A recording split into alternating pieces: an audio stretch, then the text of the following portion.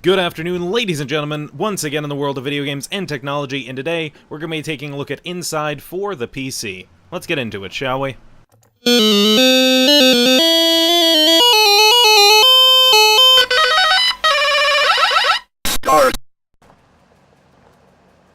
Inside. Oh god, how can I describe this game? How can I describe how much I enjoy this game? How much can I describe? How much can I convince you to buy this game? What would it take? Would it take me to promise you gold? Can I promise you gold if you play this game? I'm kidding, of course. Inside is a wonderful, wonderful little game. And I'm trying to not spoil anything, which is why, rather than showing you snippets of gameplay from each part of the game that I played, I am basically just showing you the first 10 to 20 minutes of the game, because the story, which I'm going to be talking about a lot, is told visually, completely. There's very little, if any, spoken dialogue. Actually, there's no spoken dialogue, and there is almost no, if any, spoken word at all. And the entire story is basically told visually, and as such, I am only showing you the first 10 to 20 minutes of the game, because the story is that, you know, it's that interesting of a narrative. I will admit, it is a confusing narrative towards the latter third of the game. However, it's a very interesting narrative nonetheless, told in a very sci-fi, dystopian, post-apocalyptic, maybe, world. And it's very interesting simply to play through, and reacting sort of to the world. On the gameplay side of things, you know, for the gameplay, Inside is basically a dark, narrative, 2D adventure game with some light platforming and puzzle elements, again, set in this dystopian world. And you'll end up playing as a young boy in a red sweater who's being hunted, and we really don't know why in the beginning, and over time, you may discover why. And you'll travel across the world, you'll play puzzles, you'll complete puzzles, you'll complete some platforming challenges, some really basic ones, and you'll basically traverse through a narratively focused, narratively driven world.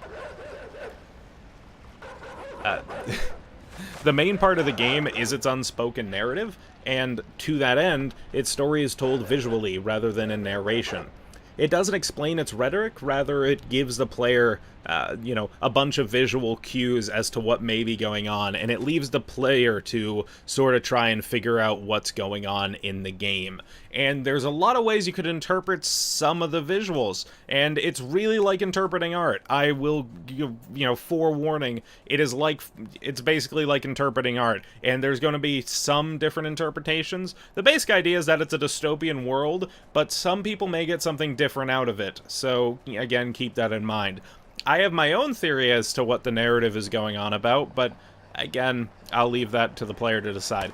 However, the visual cues that are left, they are beautiful, they are gorgeous. Inside is a gorgeous-looking game. It is not, you know, undeniably, it is a beautiful game, and again, just like Limbo, it improves on everything Limbo did, and it just improves on it. It makes Limbo, except better. It's narratively focused, and it's a very interesting world. And it's interesting not because anything's spoken, but in the fact that nothing is spoken, and it relies on the player to basically figure out absolutely everything. And to that end, I really, really enjoyed it, especially some of the more interesting puzzle segments to the game. As for the puzzle and the platforming elements, the puzzles have a nice ramp in difficulty, and while the platforming is kept to a base, it's more like a base level thing. The platforming is there to drive the narrative forward. It's not too difficult, it's not too challenging, and the platforming itself mixes nicely in with the puzzle elements, if that's something that you care about. And the puzzles have a nice ramp art in difficulty in general. Again, same with the platforming, though, again, the platforming's used more as a base level thing to build up everything else. There are a few select puzzles where I went, what am I supposed to do? But after you play through them a few times, after you fail a few times, you'll end up quickly figuring out, oh, that's what I'm supposed to do. Okay, game, I understand. And yeah, overall, the puzzles, they're actually really fun. They're not fun. I should correct that. That's a horrible way to put a game set in a dystopian world. They're interesting. That's how I'll put it. The puzzles are very interesting. You'll also on occasion meet characters? Or character? Or things? I'm trying to not spoil anything, so I'm being as vague as possible, so keep that in mind. And without ruining the initial experience for you of seeing them, they're very interesting characters, and they're very interesting because of the world they live in. And there's some background of how they came to be. Possibly, maybe. You'll have to find that out for yourself, I guess. There's also the world itself to explain, and I'm probably going to explain this very poorly, but I'm going to try my best, where the world is physics-based, but that's not the bigger part of the game. That's not the main focus of it.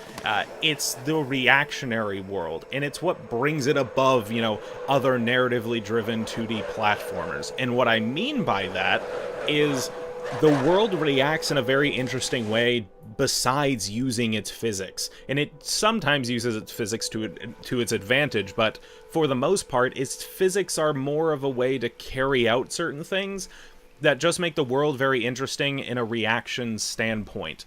For example, there's at one point where you have, there's a bunch of points where you have to jump on a select number of things. I'm trying to speak very vaguely. In the number of things, once you jump back on them after you're jumping back, they will they will grab you and they will slowly pull you down until you're at the floor, so you can walk yourself. How should I put it? I'm trying to think of a really good way to put it, because I'm probably not describing it right, and I don't want to describe the characters, because they're interesting things to look at. Basically, you can jump on them, and you can use them to gain a height boost. And then, once you jump back on them from another platform, they'll slowly carry you down until you're on the floor so you can walk. And it's just that kind of reaction that you wouldn't see normally in other games. And there's a lot of detail like that. There's a lot of really interesting detail like that. And again, without spoiling it, without spoiling a lot of it, just seeing those little tiny details that they put into the game that even something like AAA games don't normally do, it makes the game feel alive, and it makes the game feel a lot more interesting. Visually, inside is both beautiful and disturbingly opaque, if that makes sense. And there's often times where it's very murky, and without explaining everything, the colors are very muted, but often at times, you as the character, because you wear a red sweater, you stand out from the murky and muted colors of the background and foreground, and as a result, again, it just shows, hey, you're an innocent thing in a dystopian world, again, like Limbo. But the visuals, in my opinion, in this simply improve on it. And yeah, I really enjoy the visuals. I think the visuals are really nice to look at. And the game has this constant gloomy and dim, overcast hanging over the whole game itself. And there's a few segments, if you're watching this, where it's raining. And the raining segment, it just looks gorgeous. Your character reacts to the rain. Your character reacts to walking in mud. And again, it's just interesting to look at. And the visuals themselves are just really interesting to watch. And to just see the reactions themselves. And again, the weather effects and the visuals, they just make the world really come alive. And there's a lot of visual cues, again, that I mentioned previously that tell the unspoken narrative and, how the story pans out, possibly, maybe. And you might learn more about the red-sweatered man, or red-sweatered boy, I should say, or you may learn nothing about him. You may learn absolutely nothing at all. And without a spoken narrative, it's ultimately up to the player to sort of piece together everything that's going on in this dystopian world, and to understand the story and its way of telling you visually what's going on. And it leaves the player, not the character, with the reaction. It allows the player to have the reaction, not the character, which is why I'm only showing you the very, very first bit of gameplay. So that way you can, if you buy the game, which you should because it's amazing, forewarning, spoiler alert, I guess, it's a recommendation from me. Overall, it's just the way it tells the story, it leaves the player to have the reaction and to react to the world. not physically, like I mentioned previously, but emotionally. And while the game doesn't have any music, which I'll go on to later, I feel music would partially ruin the game, if that makes sense, because the music itself tries to lend to this idea... Sorry, not the music itself, but the ambience itself tries to lend the idea that they want the player to have the reaction. They want the player to react for themselves what they're seeing and what... You know, they want the player to think about what's happening and possibly come up with ideas or theories and things of that nature about what happened. And I feel music trying to pull at the heartstrings of the player would sort of ruin that effect. You know, again, if that makes sense. As for the controls, they're well done, and, well, they are very, very simplistic, and you really only need 2 buttons to figure it out. It plays well without any hindrance, and both keyboard and controller layout is great. You can't edit the controller layout, but you can edit the keyboard layout, and both our 360 and our Xbox One pad worked with no problems, so... Again, deal with that. As for settings, they're very lackluster. They're very, very, very, very basic. You have a resolution option, you have a couple audio options, and that's pretty much it, besides, you know, the rebindable keys on the keyboard. You really have absolutely nothing else. You might have something, and I just missed it, but for the most part, you don't have anything, like, not FOV sliders, but you don't have anything, like texture quality or quality of the game, etc., etc., etc.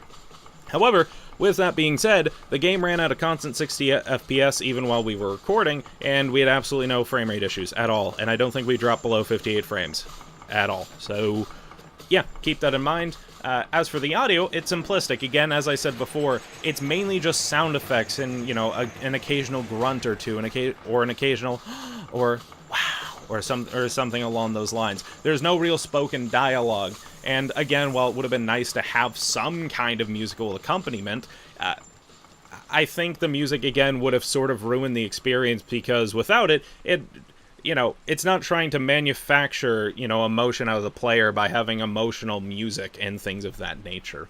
And, yeah, in the end, Inside is ultimately a road trip story. And it's ultimately a road trip story of a young man going through an incredibly more dystopian and more horrific world filled with dark and foreboding imagery that may or may not be talking about other things. Its narrative is dark, its world is highly detailed, and its puzzles are simple but interesting. Well short at 4 or 5 hours in length, and that's, you know, if you're a screw-up like me. If you're not, it might take you even less, because, you know, you're not horrible at video games. It's a game that begs to be played and is clearly, you know, an indie darling. And it's trying to be an indie darling. And, again, most of the time you won't notice it, but there are a few times in the game where you can tell it's trying to be an indie darling, and it's trying to be indie game of the year kind of thing. And it's a little off-putting, but it's very quickly put to the background, and it's only really noticeable a couple times. And it's a game that, in my opinion, you know, sort of begs to be replayed a couple times in order to possibly understand the narrative. Maybe the game tries a little too, you know, if I'm to nitpick, the game might try, you know, besides the settings, the game tries a little too hard in terms of the platforming to integrate it with puzzles and things of that nature. And there are a few puzzles that you'll just go and think, what the hell's going on? Like this pig puzzle, for example. I had no clue what I was doing the first few times, because it wouldn't let me jump over the pig, and then it was like, oh, but you can jump over the pig now, and I was like, oh, I can? And so it's stuff like that. And there's also a lot of puzzles that don't come up again, and there's a lot of puzzles that do, so keep that in mind. And overall, we're going to give Inside our full recommendation. Buy it at full price. Buy your friends' copies. Buy your family's friends' copies. Buy everyone a copy, because the game's really nice. It looks beautiful. The $20 price tag is a little hard to swallow for 4 to 5 hours of gameplay.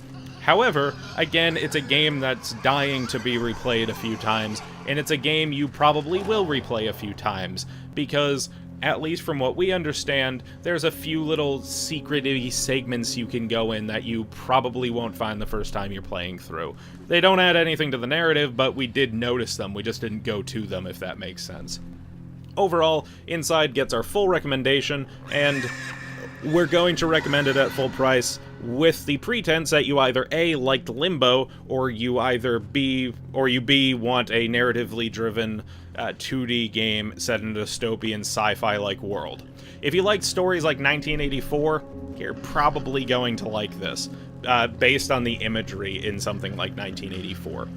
This has been Yourwolfsdengaming, taking a look at Inside for the PC, and we shall see you all in the future. Have a good one, ladies and gentlemen.